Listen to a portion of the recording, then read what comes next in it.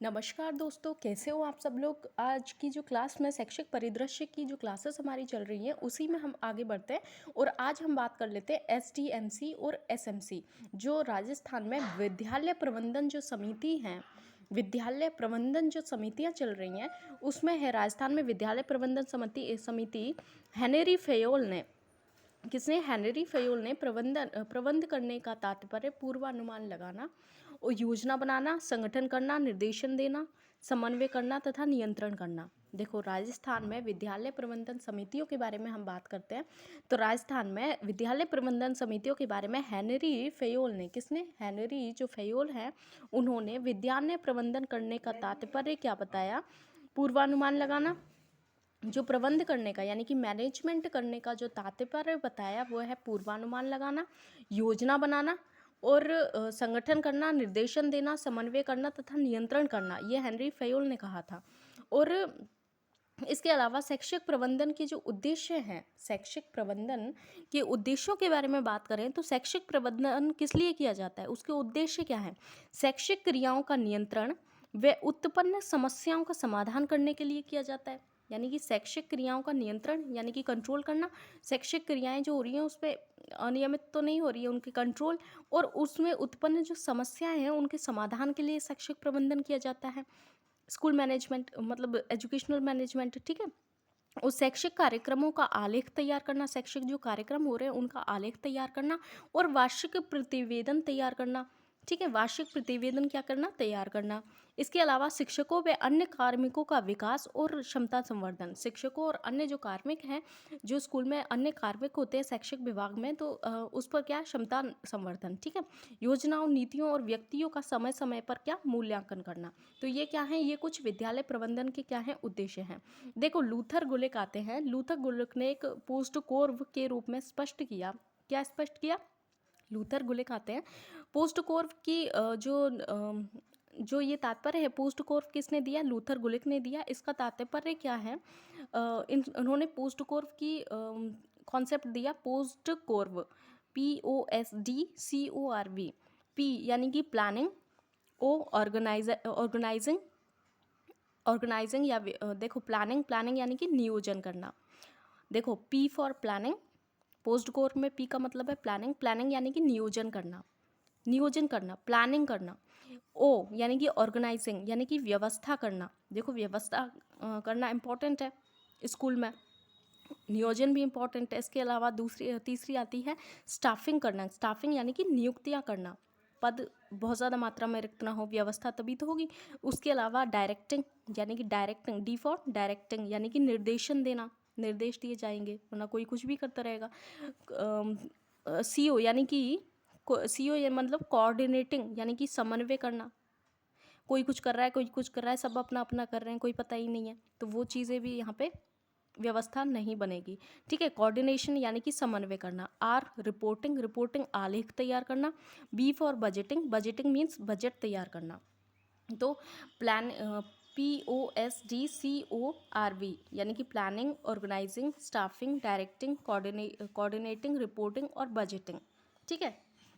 ये post core की जो कॉन्सेप्ट है वो लूथर गुलिक ने दिया। विद्यालय प्रबंधन का अर्थ क्या होता है? देखो, विद्यालय प्रबंधन, ये तो हमने शैक्षिक प्रबंधन के बारे में बात की थी। शैक्षिक प्रबंधन के बाद में अब बारे में बात कर लेते हैं विद्यालय प्रबंधन का अर्थ। देखो, विद्यालय के लक्ष्यों और उद्देश्यों को प्राप्त करने के प्रयासों को नियोजित, समन्वित और अभिप्रेरित एवं नियंत्रित करना एवं मानवीय एवं भौतिक स्रोतों में समन्वय स्थापित करना। यानी कि विद्यालय के जो लक्ष्य हैं, जो उद्देश्य हैं, उनको प्राप्त करने के लिए क्या करना? प्रयासों को क्या करना? नियोजित करना, समन्वित, अभिप्रेरित, नियंत्रित, मानवीय और भौतिक स्रोतों में समन्वित स्थापित करना। तो ये क्या है? विद्यालय प्रबंधन का अर्थ होता है, ठीक है। अब बारे में बात कर लेते हैं हम फिर प्रबंध के तत्व क्या हैं। देखो, मैनेजमेंट जो होता है, प्रबंध के तत्व कौन कौन से हैं? फेयोल ने दिया, Henry Fayol means Henry Fayol ने प्रबंधकीय क्रियाओं को 5 तत्वों या कार्यों के रूप में इन्होंने विभाजित किया। विद्यालय प्रबंधन के बारे में बात कर रहे हैं। विद्यालय प्रबंधन में हेनरी जो फेयोल है उन्होंने मैनेजमेंट जो क्रियाएं हैं, प्रबंधकीय क्रियाओं को 5 तत्व व कार्यों के रूप में इन्होंने बताया। इन्होंने किसकी कॉन्सेप्ट दिया? POCC, पोक यानी कि POCC, PO-CCC का कॉन्सेप्ट दिया हेनरी फयोल ने। और PO-CCC क्या है? P फॉर वही प्लानिंग, O फॉर ऑर्गेनाइजिंग यानी कि संगठन वही सेम ही है, C फॉर कमांड, कमांड यहाँ पे इंपॉर्टेंट है क्योंकि कमांड डिफरेंट है वहाँ से, वहाँ पे कमांड नहीं था, C फॉर कोऑर्डिनेशन और C फॉर कंट्रोल, कंट्रोल यानी कि नियंत्रण, नियंत्रण भी वहाँ पे नहीं था, नियंत्रण यहाँ पे है, नियंत्रण यहाँ पे नहीं है।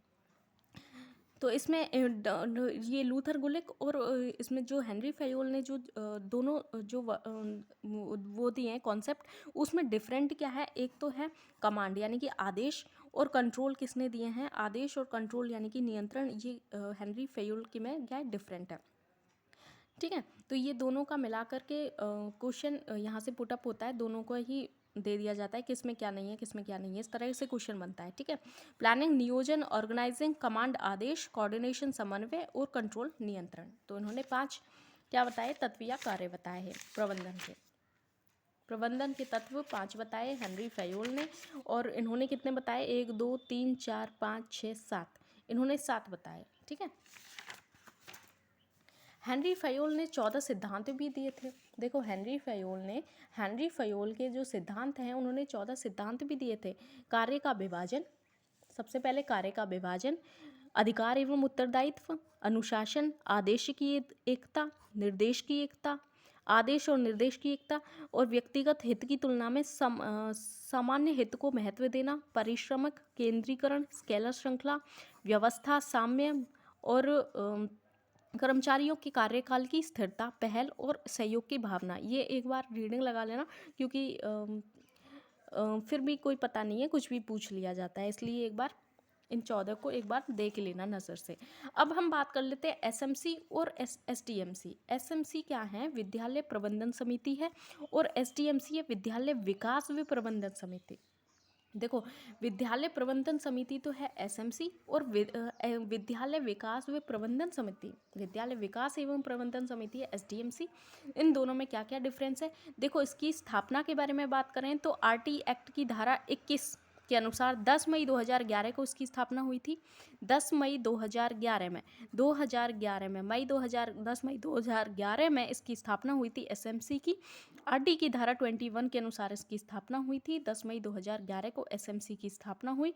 विद्यालय विकास इसकी स्थापना 2011 में हुई थी, लेकिन इसकी 1999 के से ही ये एसडीएमसी चल रही है। ठीक है, ये होती है कक्षा 1 to 8 के तक के विद्यालयों के लिए, यानी कि 6 से 14 वर्ष के जो विद्यार्थी हैं, 14 आयु वर्ष के जो विद्यार्थी होते हैं, यानी कि 1 to 8 क्लास तक के जो विद्यालय में चलती है एसएमसी। 1 to 8 कक्षा के 1 to 8 के विद्यालयों के लिए एसएमसी, और 9th से 12th तक के जो विद्यालय होते हैं, यानी कि 14 से 18 वर्ष आयु वर्ग के जो विद्यार्थी होते हैं, उनके लिए एसडीएमसी काम करती है। इसके अलावा अध्यक्ष, इनका जो एसएमसी का अध्यक्ष होता है वो अभिभावक जो होते हैं उनमें से होता है, जबकि एसटीएमसी का जो अध्यक्ष होता है वो कौन होता है? संस्था प्रधान या प्रधानाचार्य होता है। ये किसी क्वेश्चन पेपर में पूछा गया है। ठीक है, संस्था प्रधान और प्रधानाचार्य होता है।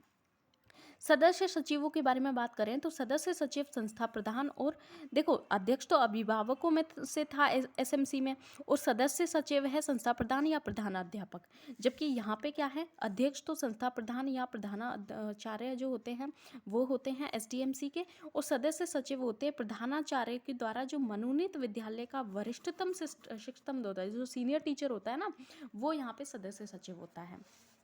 और ये दोनों समितियों का संचालन अध्यक्ष व सचिव के संयुक्त हस्ताक्षर से होता है। दोनों समितियों का जो संचालन होता है वो अध्यक्ष व सचिव के संयुक्त हस्ताक्षर से होता है।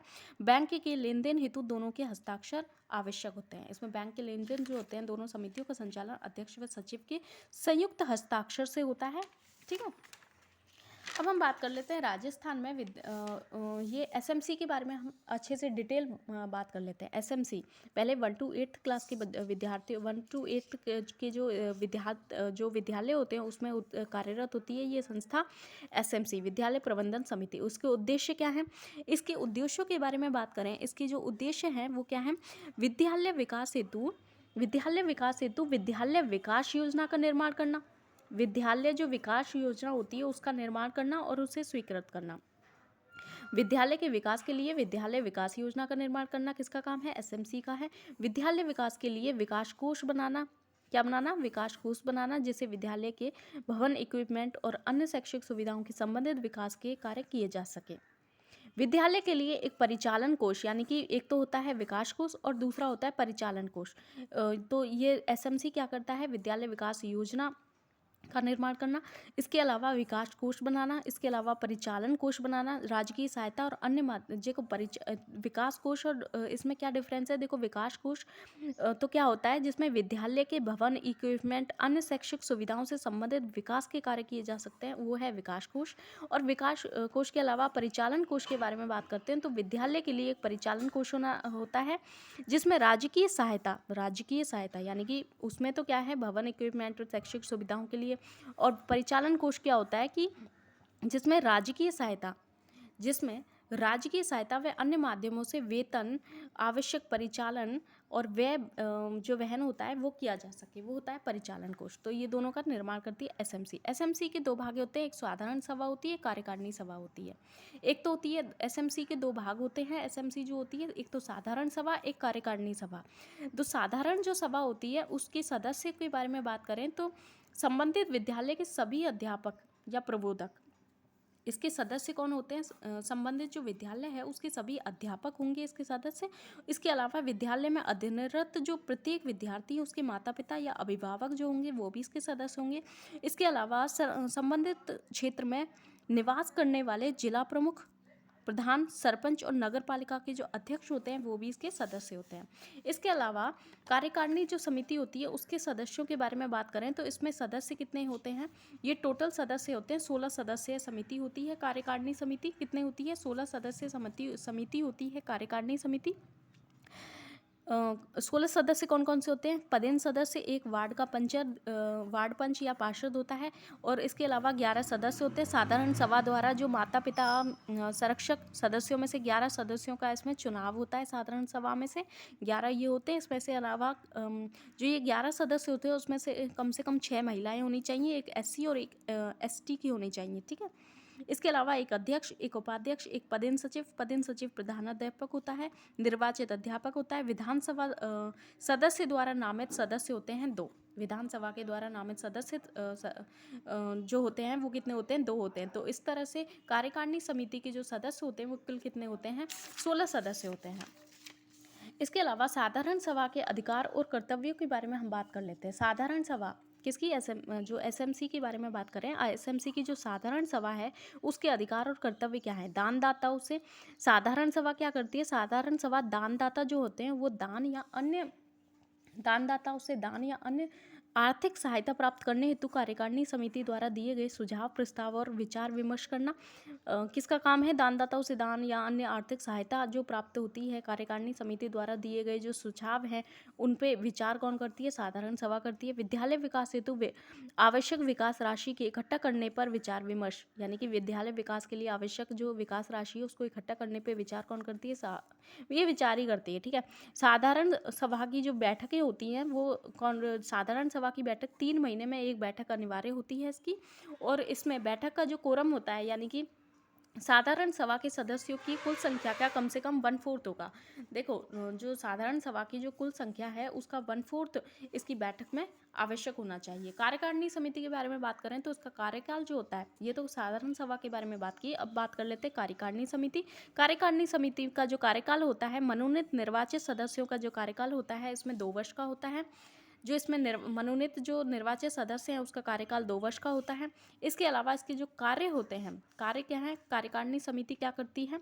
विद्यालयों के क्रियाकलाप कार्यकरण को मॉनिटर करती है। विद्यालय विकास हेतु विद्यालय योजना तैयार करना और उसकी सिफारिश करना किसके काम है? कार्यकारिणी समिति के। बैठकें होती हैं प्रत्येक महीने में। उसकी तो बैठक हो रही थी 3 महीने में एक बैठक, लेकिन यहाँ पे प्रत्येक महीने में बैठक होती है अमावस्या के दिन। और अमावस्या के दिन अगर छुट्टी है तो क्या नेक्स्ट डे होगी, ठीक है। गणपूर्ति होती है 1/3, वहाँ पे 1/4 थी। वहाँ पे जो साधारण सभा थी उसमें 1/4 थी गणपूर्ति, यहाँ पे 1/3 है सदस्यों की उपस्थिति।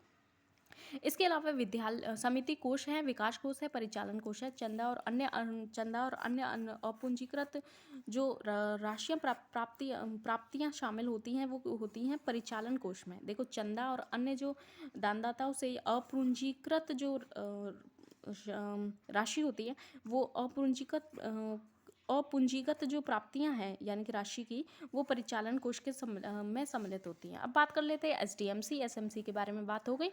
एसएमसी के बारे में बात कर ली, अब बात कर लेते हैं हम एसडीएमसी। एसडीएमसी विद्यालय विकास एवं प्रबंधन समिति।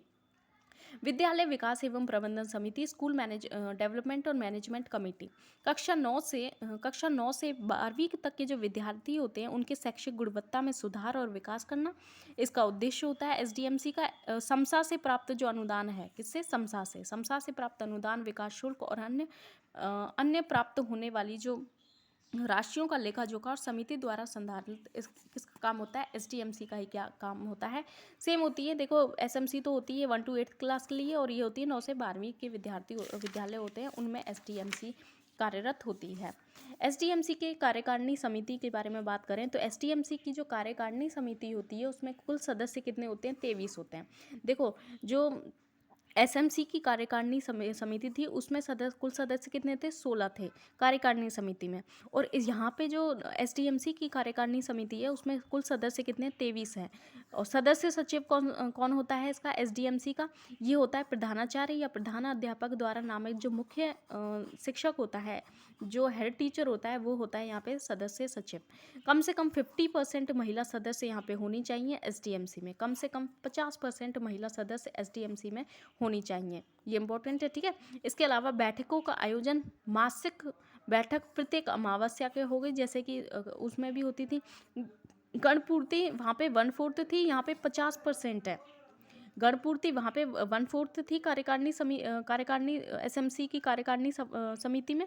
यहाँ पे जो एसडीएमसी की कार्यकारिणी समिति है वहाँ पे गणपूर्ति कितनी है? 50% है। इसके उद्देश्य हैं एसडीएमसी की कार्यकारिणी समिति के उद्देश्यों के बारे में बात करें तो जो उद्देश्य क्या है? नामांकन दर या आदर्श नामांकन संख्या तक लाना। जो नामांकन दर है उसको आदर्श नामांकन संख्या तक लाना। माध्यमिक स्तर की ड्रॉप आउट रेट है उसको 2.5% से नीचे लाना, ठीक है। माध्यमिक स्तर की जो किसके बारे में बात करें? माध्यमिक स्तर 9 से 12। तो ड्रॉप आउट दर जो है 2.5% से नीचे लाना, ठीक है। वित्तीय प्रबंधन के बारे में बात करें तो समसा से प्राप्त राशि का रिकॉर्ड संधारित करना। समसा से जो प्राप्त राशि है वित्तीय प्रबंधन के काम भी होते हैं इसके एसडीएमसी के।